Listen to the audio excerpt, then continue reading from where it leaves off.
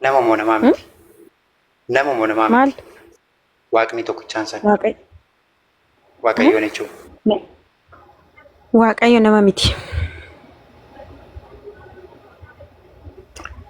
Gaarii. Yesus nama moo namaa miti? Ani amantaa namaa biraa tuquun barbaadu kaa. Ani maal tan beekaa? Yesus kajedhu pente jette yaa. Isin tumurte. Yesus kan jedhu peenteedhaan hin beekan. Beekumsa amantaa isiitiin baay'ee dheeras hin qabdu. Rabbumaan isaa gargaaruu fileetti xiyyaa. Hin dhageenye isaa. Keer inshaalla. Yesus Keer waaqeffate inshaalla. jechuudha. Keer inshaalla inshaalla. Haala. Yesus waaqeffate jechuudha. Yesus itti waaqeffadhan. Yesus maalidha iyyuu? Har'an dhageessin biratti. Buruuk dubbiin dhume inshallah wallahi. Garaagarummaan Wama bareedaarra jirtanii garuu mee dhaggeeffattu wamaaf hin jedhe. Ustaaz Abuu Muwaazii qabdee ittuma daddarbuu jirtanii siidha waan hin galle iddoo isaa jira. Nama biraa dubbisa. Islaamummaa dhattoo gaaffii qabda Islaamummaa irratti takkiin immoo gara Islaamummaatti akka dhuftu wanni si qabe jira. Gaaffiin ati Islaamummaa wajjin siif hin taane. Anamoo? Anamoo? Ana Islaamni laata? Ara naata. Maal? Wantoonni jechuun waaqa samii fi dachee kan uume isa san gabbarra isaniif saganne jechuudha. Kanaaf jecha waaqa si uume san fudhachuudhaaf akkam yaadannee ati qabdu. Inti. Inshallah ni karaa fuulduratti hin beekamu. Maashaallah rabbi si gargaaru gara beekumsaa kanaan jechuudha akka amantaa musliimaa barsiisutti jechuudha. Namni tokko gara amantaa musliimaatti yeroo dhufu simmiitidhaan osoo hin ta'in beekumsaan dhufuu qaba beektaa. Nabiyya Ani simmiitidhaan wanta takkallee simmiitidhaan deemaa osoo hin ta'in ani baradhee beekumsa maaltu kamtu irra caalaa waaqayyo akka tokko ta'e amanaan jira bar. Amanaan jira bar. Maashaallah waaqayyo isa tokkicha san jechuudha waan hundarraa isa qulqulleessitee jechuudha isa fudhachuu qabda. Yaa. Yaa.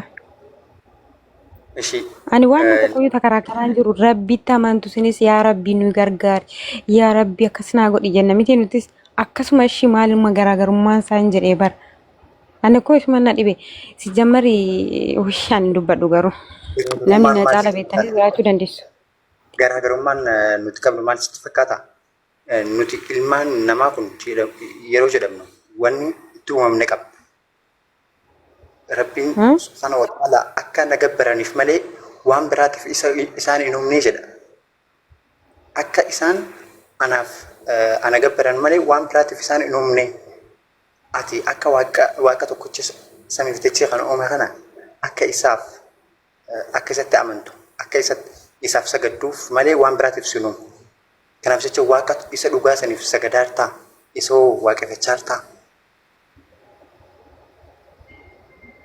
Yaa.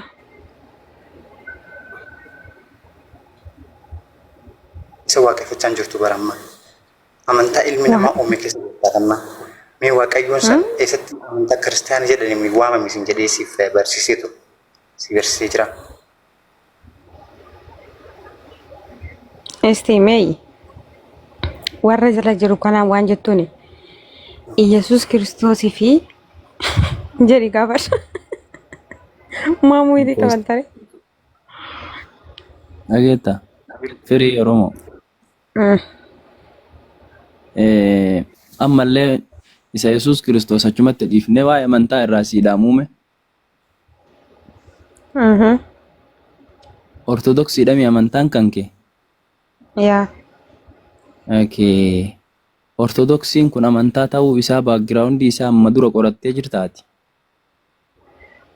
Yaa na gaafadhu. Ayyee si gaafadha. Hin beektaa qorattee garuu bar yoo amma itti seennee si gaafatu eegale. Yoo an si gaafatu eegale. Keessa akkas keessa baay'ee seenee hin beeku garuu amma hin beekurra si ibsuu danda'a. Hin beeku jechuurra hin beeku yoon jedhe amantaa kana akkamitti amanaa jirtaa jetta. Assalamu alaikum warahmatullahi wabarakatuh. Waalaikumsalam warahmatullahi wabarakatuh. Salaam warahmatullah. Akkam jirtanii jiru? Fayyaadha akkam?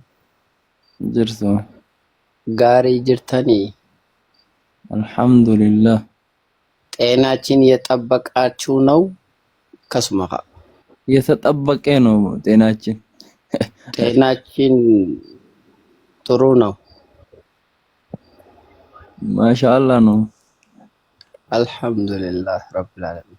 ምጭዮ ተናና አጃይቤ ኡስታዝ ኢየሱስ ኢንቤክ ወቲሚሳ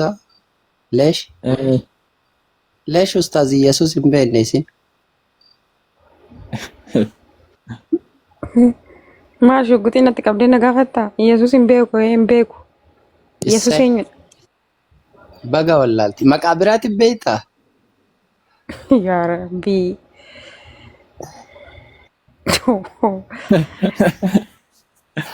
ولا لو تكان أنا واقعي لا لقيفة واقعي قفا ربي قفا بيتشان بيغان يسوع إمبيكو خلاص والتاني جرنا أستاذ برو تكان أولادو مي إذن كلنا هاتي شو أكين تري نقال صفاتو بس نقال صفاتو نقال ندكينا فياتو آمين ولا لو تكادو بساتو ريفون تناتا أورتودوكسي تكا بيتا ولا لو جبريل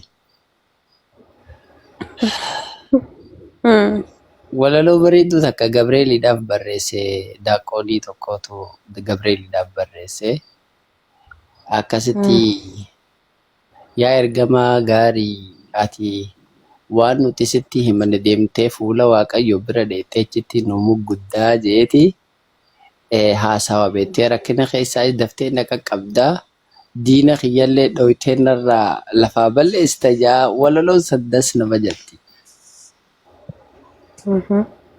Gabriel hin beektaati.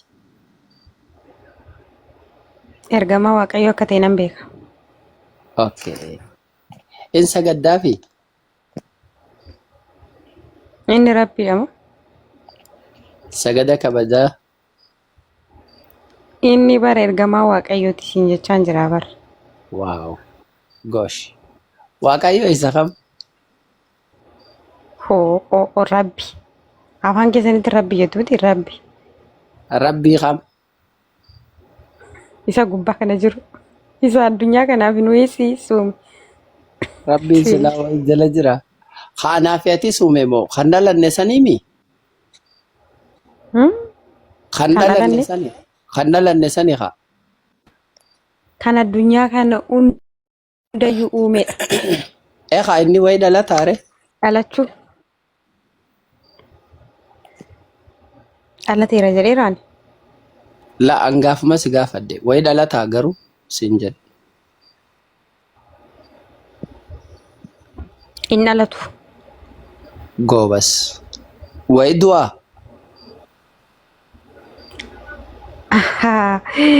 Isa rabbiin nuuf jedhee cubbuu keenya jedhee du'ee nuuf jedhee du'aa ka'e kan jedhamu jechuu barbaadditu? No ani sana deemuu barbaadditu? No ani amantaa namaatti hin bu'u dubbii namaatti hin bu'u ani suma gaafadde malee anumaa fi ati haasa'u jira. Waa hin du'uusi hin duune bar du'aas ka'eera garuu hin du'u rabbiin du'u. Du'aas ka'ee? Hindu. Hindu aga. Eskuti. Hindu. Maal ishi. Okay bareeda. Wayi du'a jetteen hindu. Hindu bareeda wanta. Takkaatis wayi du'e? Hindu. Hindus. Takkaatis wayi du'e? Takka du'eera hinduuni. Takkaatis hinduuneemi? Yeah. Thank you. Very good. Lafarra hoo deddeemee? Indeem. Hallelujah. Galatoomii haa tokko. Haadhaas hin qabu, ilmoodhaas hin qabuumi? Rabbi akkamitti haadha qaba? Hedduu goobas. Ofiisaatif iyyuu uumaa jira. Akkaan. Ilmoodhaas hin qabuumi inni san? Hin qabu. Abbaa ni qaba inni san? No. Ati duba islaamaare? Islaamaati? Eeyyeen anillee akkasumatti amana. Rabbiin hin dhalatu hin dhalanne, hin du'u, hin duune. Haadhaas hin qabu, Ani ilmoollee hin Islaama qabu, odoon ta'in abbaallee hin qabu. Akkasittiin amanaanis atillee akkasuma amantaa yoo ta'e anaa fi ati tokko haadhoo koo. Mee maaltu garaagara nu godhere? maalan beekara inni maaliif akka kaastanii maaliif akka amantaa keessan maalan beeku. Waniin inni irraa jedhe siimume ani rabbiin dhalannetti amana. Rabbii hin duune katakkaan du'in, kan dhalanne katakkaan dhalatin, haadhallee hin qabu inni, deebi'ee abbaallee hin qabu inni, ilma ta'uudhaaf inni abbaan qabu, abbaa ta'uudhaaf inni ilma hin qabu. Tanaaf inni abbaas miti, ilmas miti, inni uumaadha bas. Haadhallee hin qabu, haadha manaatis hin qabu, waa takka gosaa lammii hin qabu. Inni du'uun isaaf hin malu, hin duunes, du'uufillee hin taa'u amma durallee du'ee hin jiru. Dabalataan inni jiraataa zalaalame, inni uumaa akkumaatu jette, isa na uume, isa si uume, isa waa hunda uumama hunda uume. Inni uumama hundaaf uumaa tokkicha.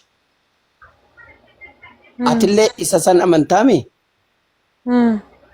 Anillee isa san amanaa. Inni sun immoo akka afaan Iyesuus Kiristoos takka hoo warra warra Aramaayikitti Ilaaha jedhama. Akka nuti yaamnutti inni sun Allah jedhama. Obboleettii tiyya Allaha nanitti amanutti amanaa jirta. Garuu an salaata 5 salaata. Sooma ajaja isaa raawwadha. Atillee Maalan sooma. No, ani soomtu sin jechaan jiru sittiin faradu sila ta'eef obboleettii koo. Maaliif